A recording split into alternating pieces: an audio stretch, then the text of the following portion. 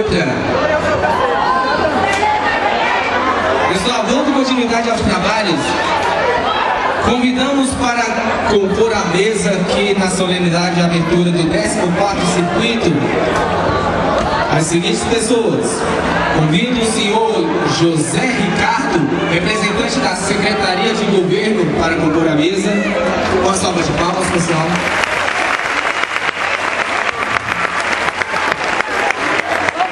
Convidamos o senhor Pedro Vasconcelos, representante do Ministério da Cultura.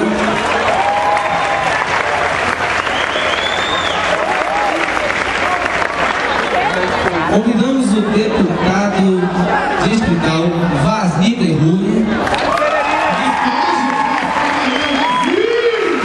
Esse é de longa data, merece palmas bem fortes, galera. Convidamos também aí a parceira que promove aquela festa bonita na Ceilândia, a Edilândia Oliveira, para compor a mesa.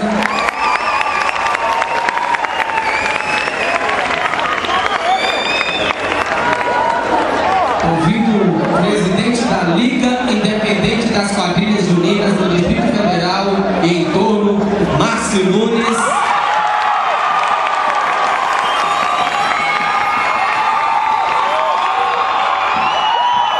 Presidente querido, hein?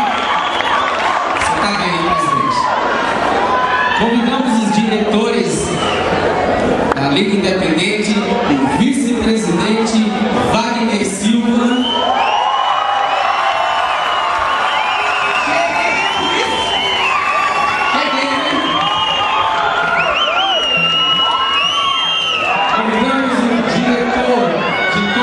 Da Liga Independente, o senhor Ronaldo Siqueira.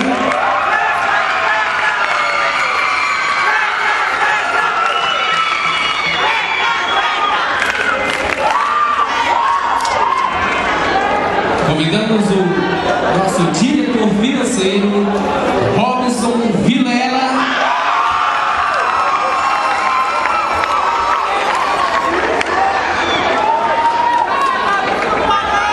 Convidamos também o nosso